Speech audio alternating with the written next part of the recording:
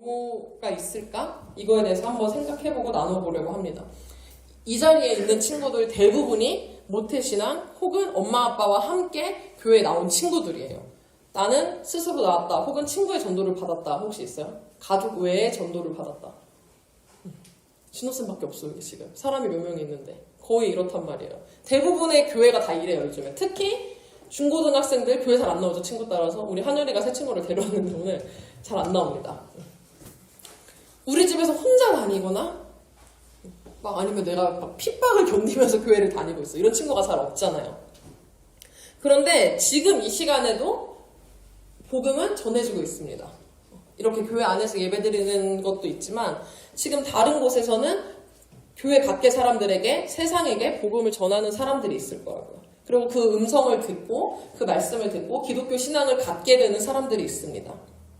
먼저 성경을 통해서 이렇게 하나님을 접한 사람을 찾아볼 거예요. 원래는 예수를 안 믿었는데 원래 안티 기독교야. 근데 다 크고 나서 하나님을 믿게 된 사람, 다 크고 나서 예수님을 제대로 믿게 된 사람. 성훈아, 누가 있을까 대표적으로? 원래 안티였어. 근데 갑자기 다 크고 나서 예수님을 믿게 됐어. 어느 한순간. 바울. 누가 알려준 거야? 하나가 알려준 거야? 네, 고마워요. 바울의 이야기를 살펴보겠습니다. 사도행전 22장 2절이요. 본문이 길어요. 사도행전 22장 2절부터 16절.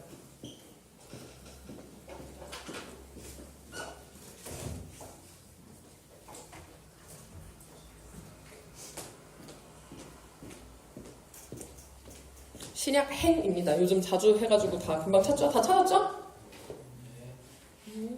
네, 다 났어.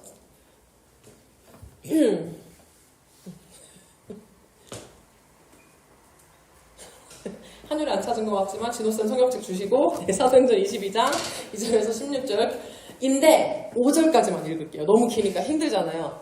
2, 3, 4, 5 이렇게 읽는 거예요.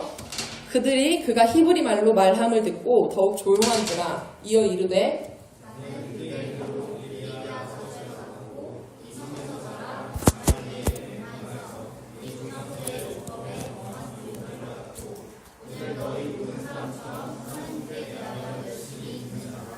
내가 이 돌을 박해하여 사람을 죽이기까지 하고 남녀를 결박하여 옥에 넘겼노니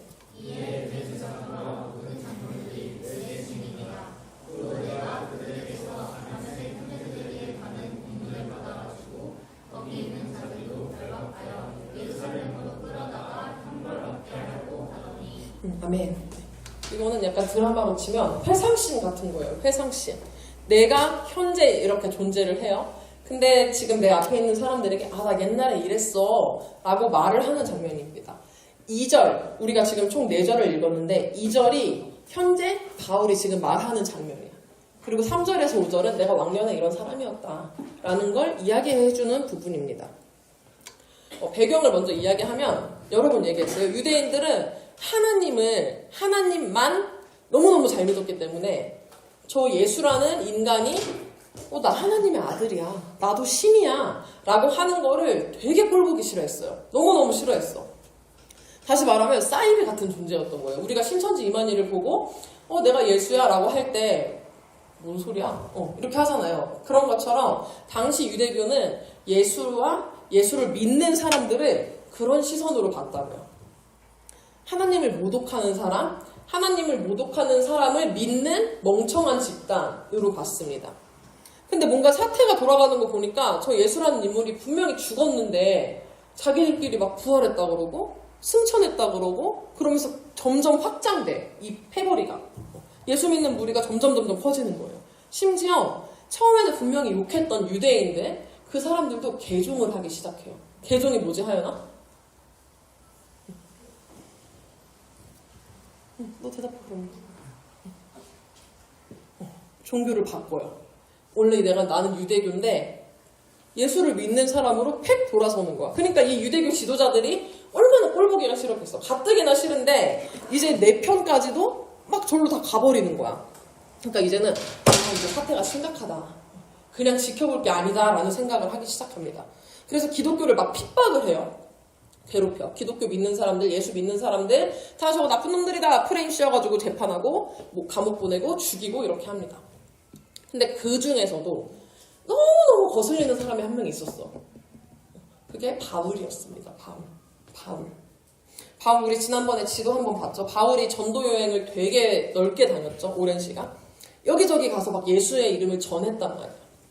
그러니까 그게 너무 싫었던 거예요. 바울이 그곳에 가서 회당에 가서 복음을 전하면 유대인들이 막 개종을 하기 시작하니까 아 저놈 안 되겠다. 아 저놈이 제일 문제야 하면서 바울을 체포하려고 합니다. 그 성경을 한번 읽어볼게요. PPT 보고 사도행전 21장 28절이에요. 시작.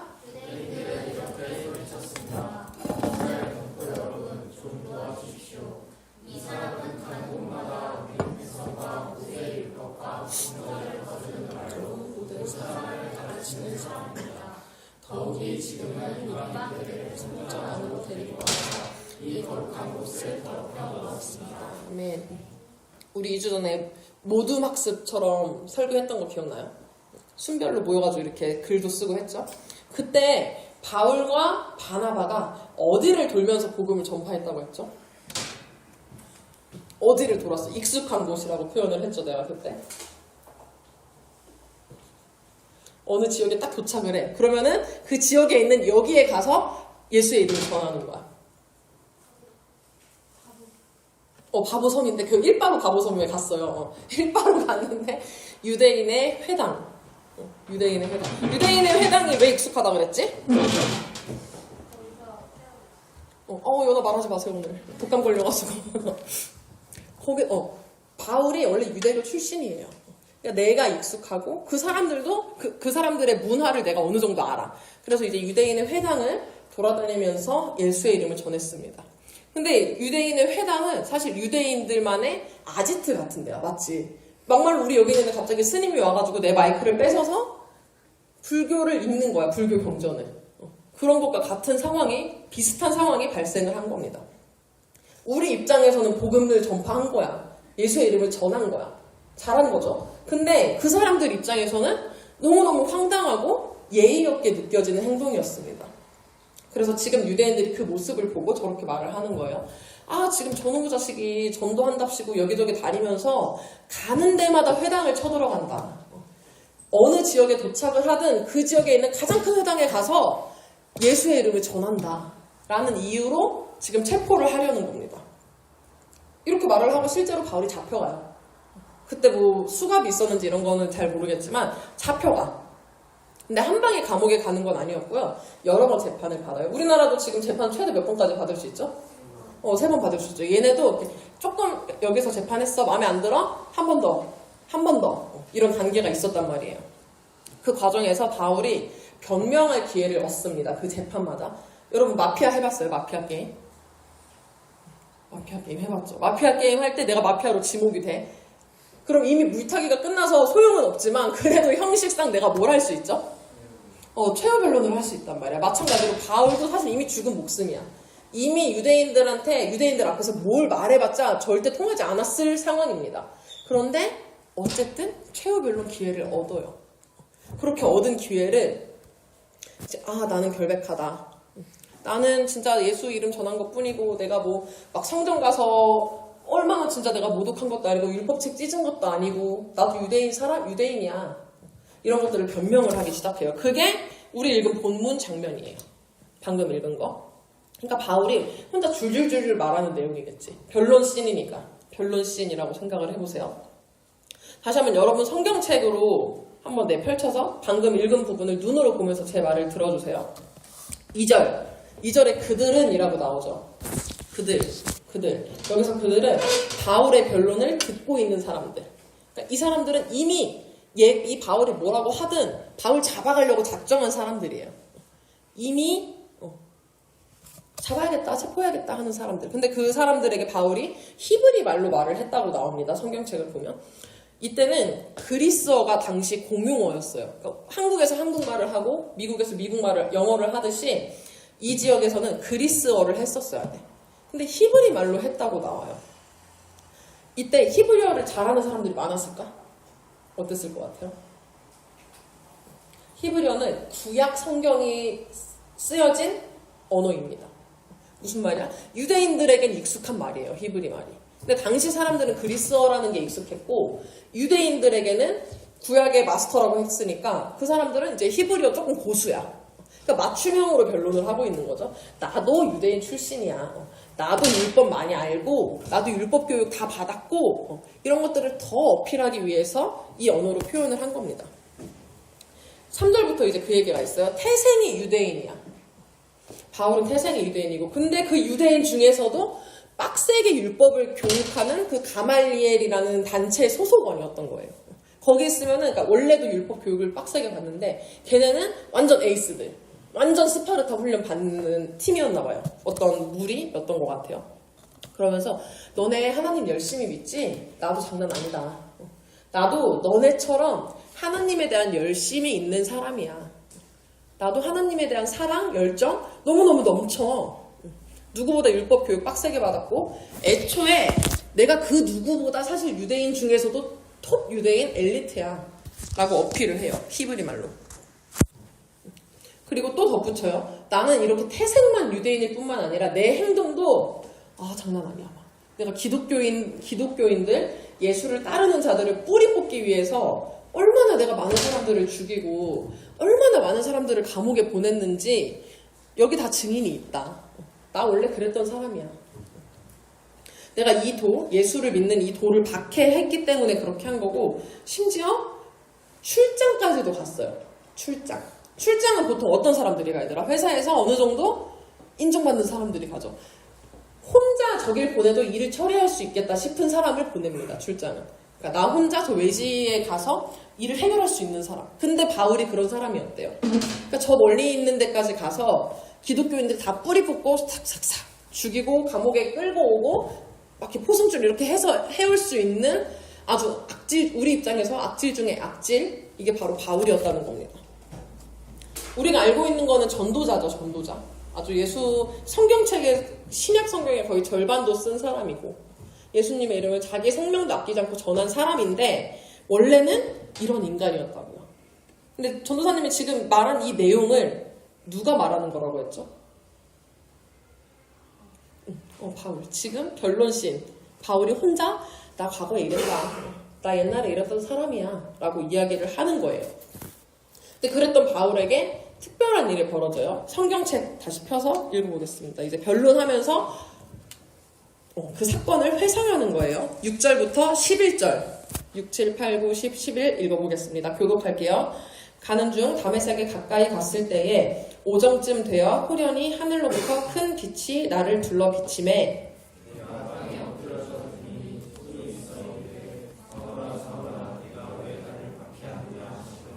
내가 대답하되 주님 누구시니까 하니 이르시되 나는 내가 박해하는 나사렛 예수라 하시더라.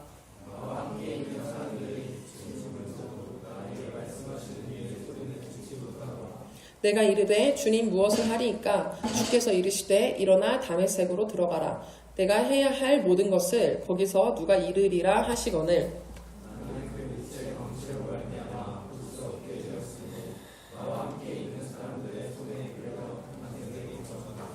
아멘. 바울이 지금 기독교인을 괴롭히려고 출장을 가는 장면이에요, 지금이. 근데 그렇게 가다가 이상한 일을 겪어요. 갑자기 하늘에서 너무나 큰 뭐가 있었대요? 빛이 있었대. 그러니까 너무 빛이 세니까 내가 이걸 어떻게 가지를 못하고 엎드려 버린 거야. 숨어버린 거죠, 그 빛 앞에. 아무것도 안 보이겠죠? 눈 질끈 감고 이렇게 엎드렸을 거야, 땅바닥에. 근데 그 와중에 어떤 소리가 들렸다고 해요. 사울아, 사울아, 네가 왜 나를 박해하느냐? 박해하냐? 소리가 들립니다. 그래서 바울이 대답했어요. 당신 누구십니까? 그랬더니 그 목소리가 이렇게 대답해요. 나는 네가 혐오하는 나사렛 예수다. 신기하잖아. 예수 분명히 죽었는데 어떻게? 승천하신 후에요, 지금. 이미 죽은 사람이 갑자기 빛 때문에 나는 앞도 안 보이고 소리만 이렇게 들리는데 예수래, 지가. 너무 이상하죠? 진짜 신인가? 어떻게 이렇게 목소리가 들릴 수 있지? 너무 놀라서 바울이 다른 질문을 합니다. 그럼 이제 나 어떻게 해야 돼요? 나 뭐 해야 되죠? 라고 물어요. 그랬더니 예수님이 일어나서 다마스쿠스로 가라. 그러면 무엇을 해야 할지 알려줄 사람이 있을 거야 라고 말씀을 하세요.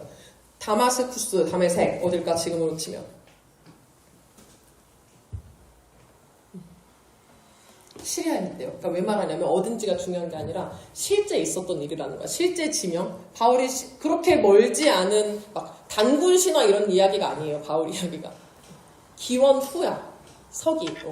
그때 일입니다. 이 경우 너무 신기하잖아요. 바울은 원래 극성 안티 기독교야. 완전 안티.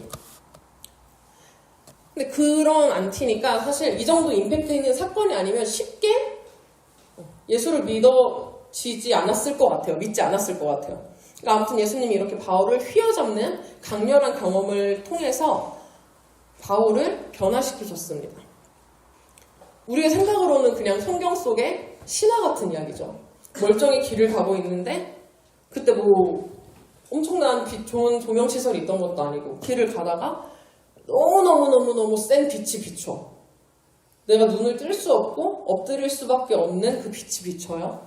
그리고 목소리가 들려, 하늘에서. 말이 안 되죠. 우리 기도하다가 막 앞에 이제 기도 인도하시는 분들이 우리 기도하면서 예수님의 음성에 귀를 기울여 봅시다 이런 말을 하죠. 그때 여러분 실제 귀에서 들은 적 있어요? 없어. 나도 없어요. 근데 이때 바울은 실제로 들었다고요. 이게 귀에 들린 거야. 실제로 귀에.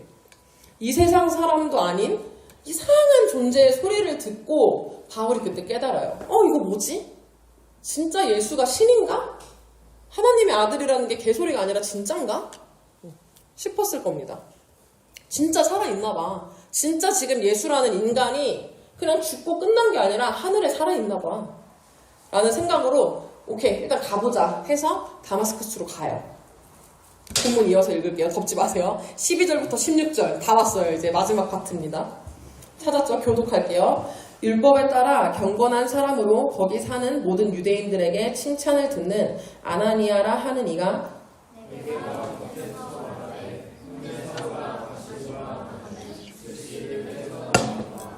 그가 또 이르되 우리 조상들의 하나님이 너를 택하여 너로 하여금 자기 뜻을 알게 하시며 그 의인을 보게 하시고 그 입에서 나오는 음성을 듣게 하셨으니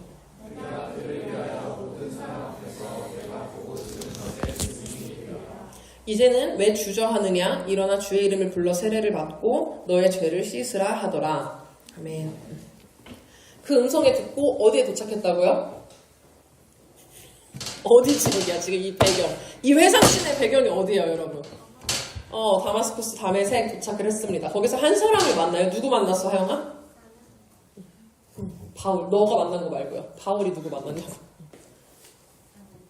아나니아 만났습니다. 아나니아 만났는데 아나니아가 바울을 보고 그냥 대뜸 나의 형제여 이제 눈을 뜨십시오 라고 말을 해요. 첫 만남인데 형제래. 영준아 어떻게 생각해? 처음 보자마자 형제래. 어떻게?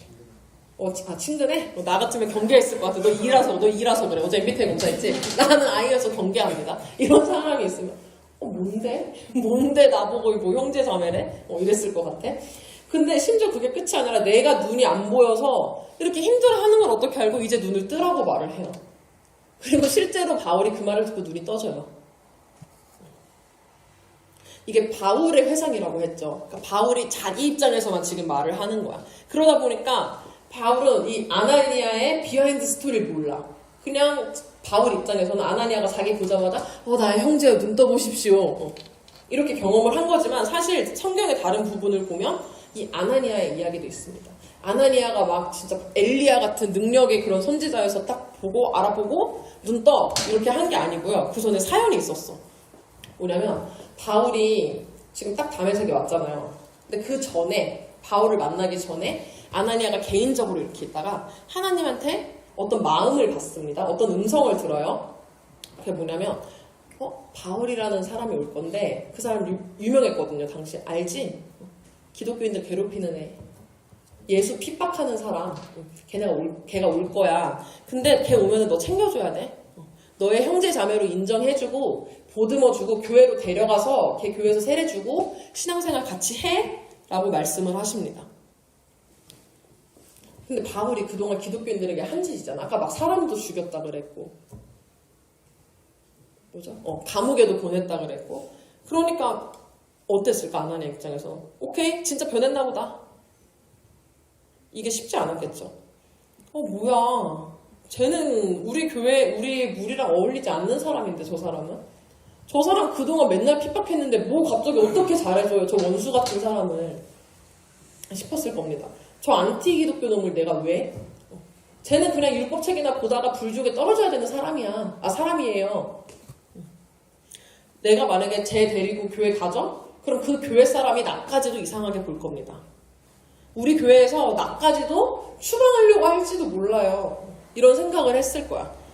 왜? 바울은 그 예수를 믿는 공동체, 교회와는 어울리지 않는 사람이었으니까.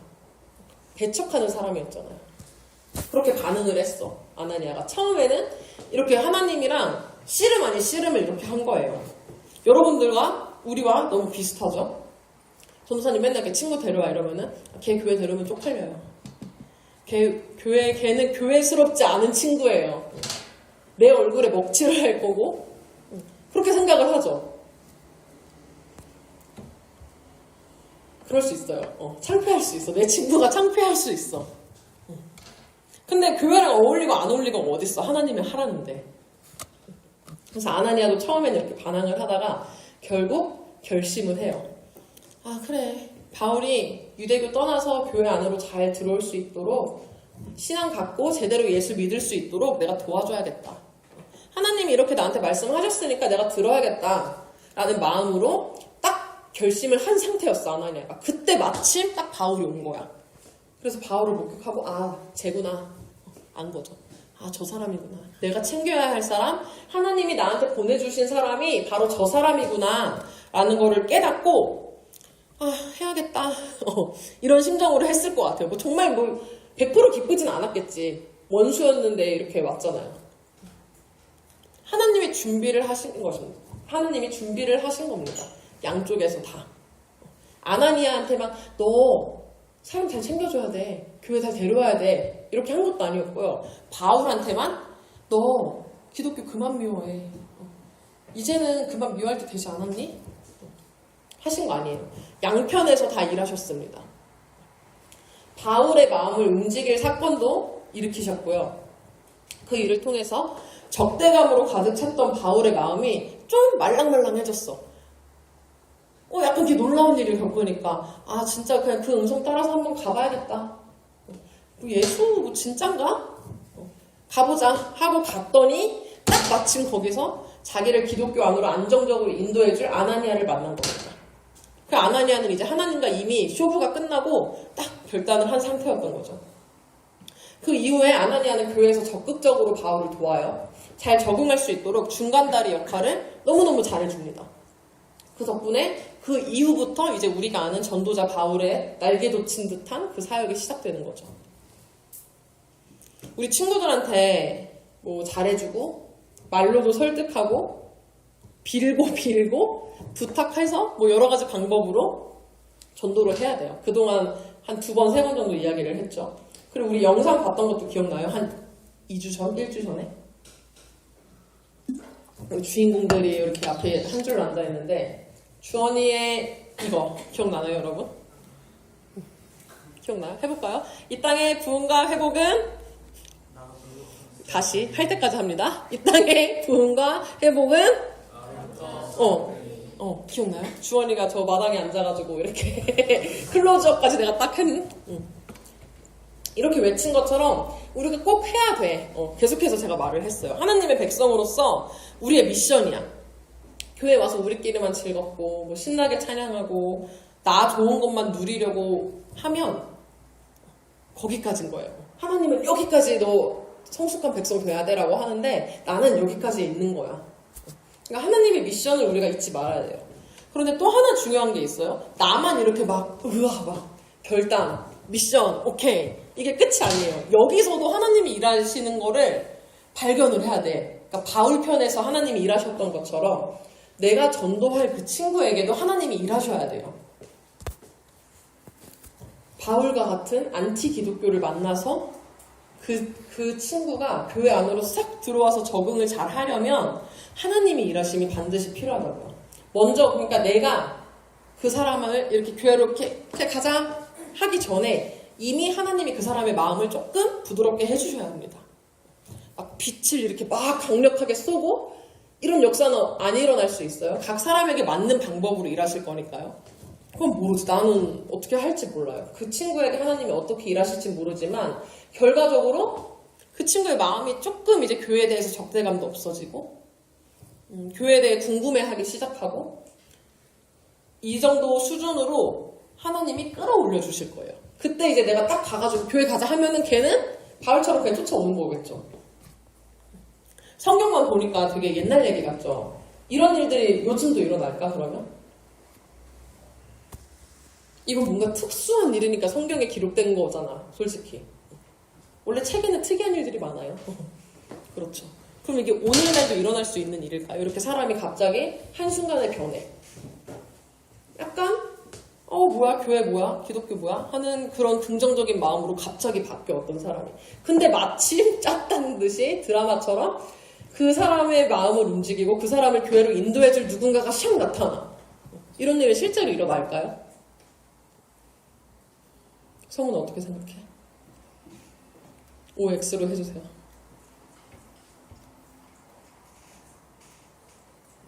X 큰일 났네. 설교 다시 해야겠네, 처음부터.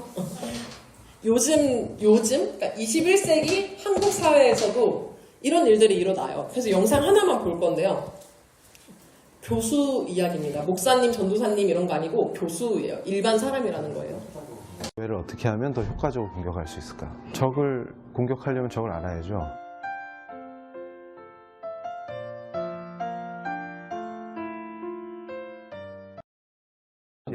아까 얘기했잖아요. 그전에는 그 종자연이라고 그런 걸 만드셔갖고 기독교를 엄청 핍박하고 기독교의 잘못된 점 어디 이걸 막 홍보하고 막 이러고 다니셨던 분이잖아요. 그 종자연에 계실 때 성경을 그렇게 많이 봤다고 그래요? 열심히 봤죠. 그러니까 난 이게 궁금한 거예요. 자, 성경을 왜 보셨습니까? 기독교를 알아야 기독교를 공격할 수 있지 않습니까? 지피지기는 백전백승이라. 그렇죠. 그러니까 저한테 기독교는 악이자, 네. 사회 악이자, 뿌리 뽑아야 될 대상이기 때문에. 아니, 읽다 보면 이게 진리라는 거를 못 느낍니까? 그게 부작용이 심해요. 자꾸 은혜를 부작용이 심해요. 그러니까 읽을수록. 읽으면서 은혜를 부작용을 받아. 받죠. 왜냐하면 그러면 또 부정하고.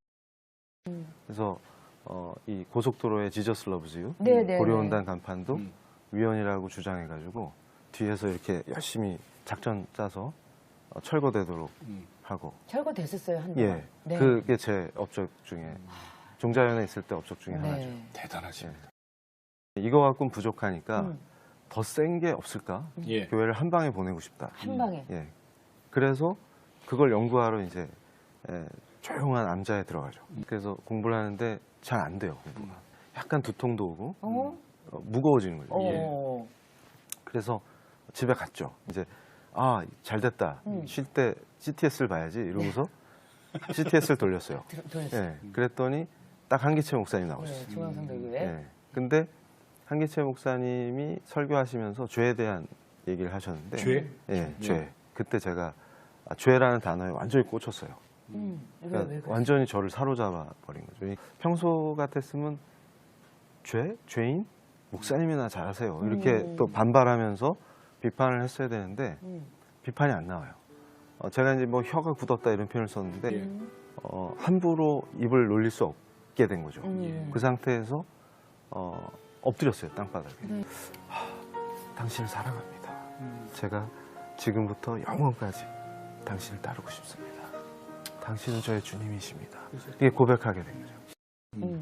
바로 다음 날부터 전도를 시작했습니다. 그래서 강경책, 회유책 모든 걸 하다가 기도가 답이구나 해서 말없이 기도했는데 나중에 아내가 회심할 때 저한테 증언해 준 게 저를 충격에 빠뜨렸었어요. 뭐라고요? 왜냐면 저는 이제 하나님께서 은혜를 계속 부어주시고 하니까 그걸 보고 하나님이 살아계시는구나 이렇게 느낀 줄 알았는데 단호하게 저한테 그러더라고요. 당신이 사람이 되는 걸 보고 하나님이 살아계신다고 느꼈다고. 그래서 앞으로는 어떻게 쓰임 받고 싶으세요?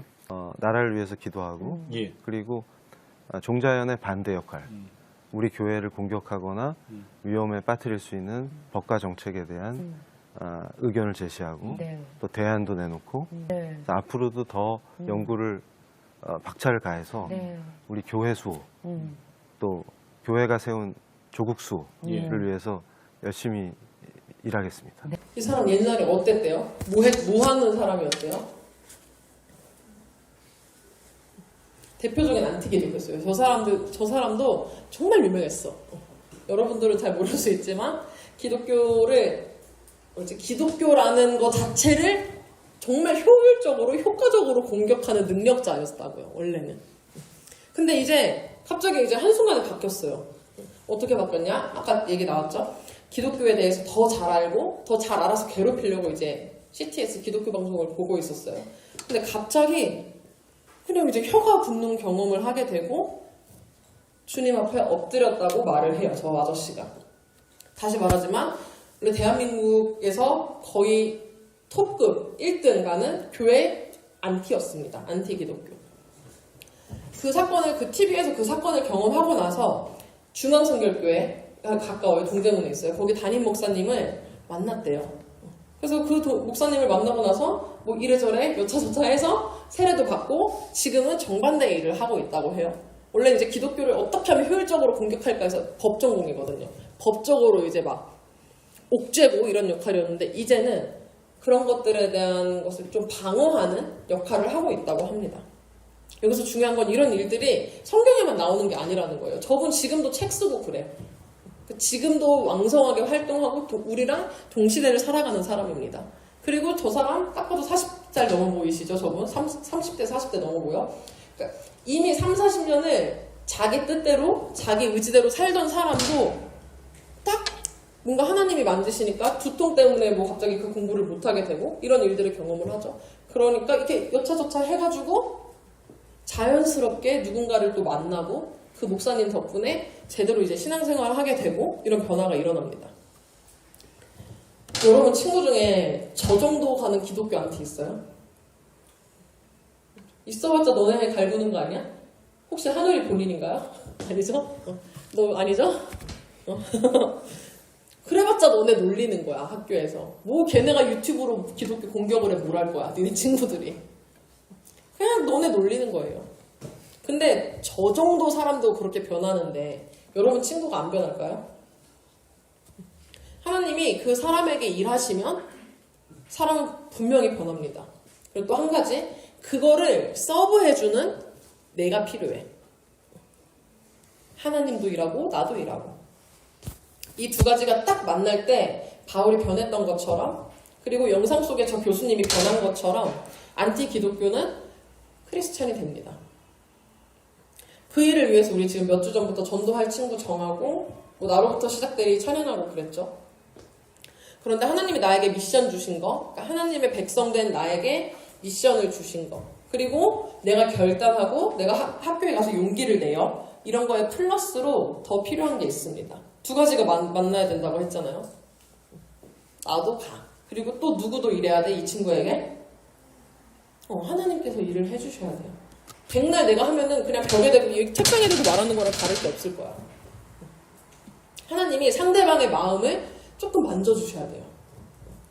교회에 대한, 전도사님 자주 얘기하죠. 교회에 대해서 호기심 있는 친구들이 하나님이 그 친구에게 역사하고 계실 확률이 높아요. 긍정적인 호기심을 말하는 겁니다. 주변에 보면 약간 좀 그런 친구들이 있어. 걔는 뭐 교회 왜 궁금해? 싶을 정도로 그런 친구들이 있을 겁니다. 아마 긍정적인 호기심을 갖거나 나를 너무 좋아해줘.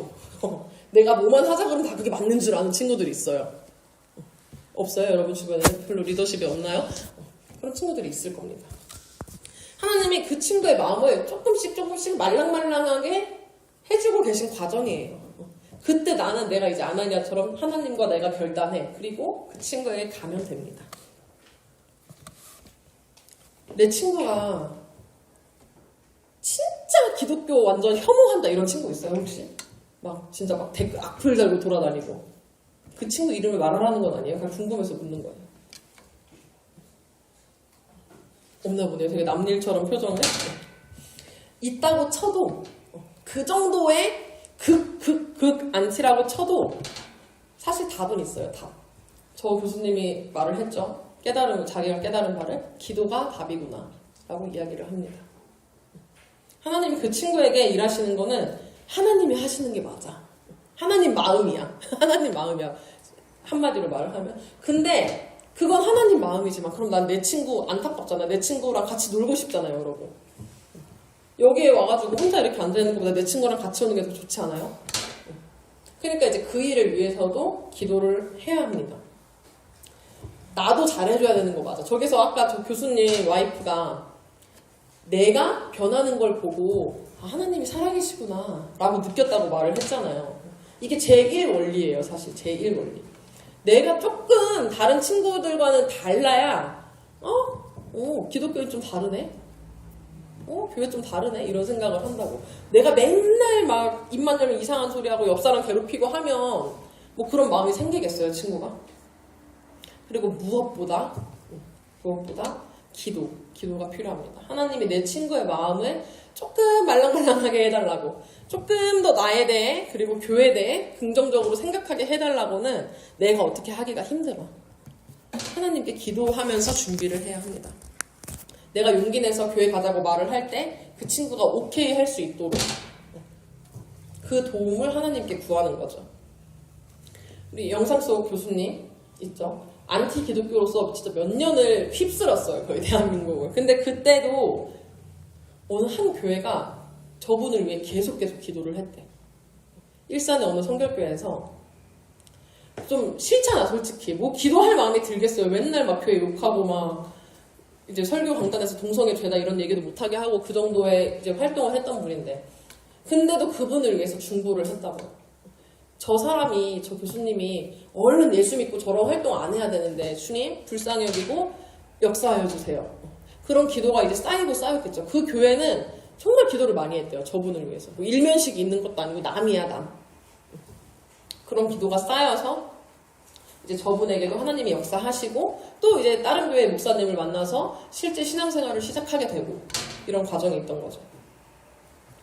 그렇게 누군가가 한 사람에게 복음이 들어갈 수 있도록 기도할 때 하나님은 일하십니다.